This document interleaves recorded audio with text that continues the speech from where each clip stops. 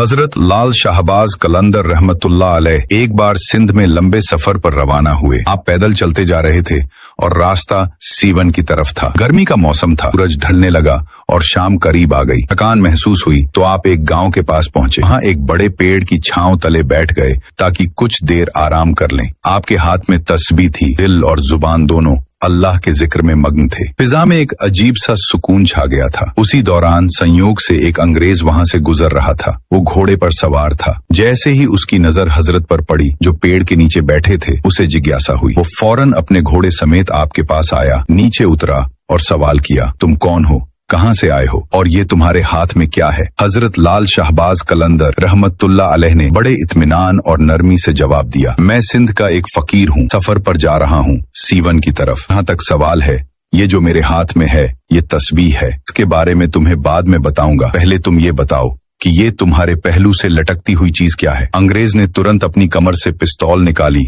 फख्र से दिखाते हुए बोला, ये मेरा हथियार है, देखो ये क्या करता है। उसने निशाना साधा और पास ही पेड़ पर बैठे एक परिंदे पर गोली चला दी। गोली लगते ही परिंदा तड़प कर जमीन पर गिर पड़ा, उसकी जान निकल गई। अंग्रेज मुस्कुराकर हजरत से बोला, ये है हमारा हथियार जो जिंदा को मार डालता है। अब तुम बताओ तुम्हारे हथियार में क्या ताकत है? हजरत ने खामोशी से तस्बीह उठाई और धीरे से उस मरे हुए परिंदे के ऊपर रख दी। फिर दिल ही दिल में अल्लाह का जिक्र किया। चंद लम्हे गुजरे ही थे कि परिंदा कांपने लगा, फिर उसके पर फड़फड़ाए और वो अचानक उठ खड़ा हुआ। परिंदा उड़कर आया और हजरत के कंधे पर बैठ गया। ये मंजर देखकर अंग्रेज के होश उड़ गए। उसकी आंखें हैरत से फटी की फटी रह गईं। हजरत लाल शाहबाज कलंदर रहमतुल्लाह अलैह ने तब मुस्कुराकर फरमाया, तुम्हारा हथियार वो है जो जिंदा को मार देता है और हमारा हथियार वो है जो मरे हुए को जिंदगी बख्शता है। ये कलाम अंग्रेज के दिल में तीर की तरह उतर गए। वो कांपते हुए हजरत के कदमों में गिर पड़ा, आंखों से आंसू बह निकले। उसने कहा, आपके खुदा की ताकत सच्ची है,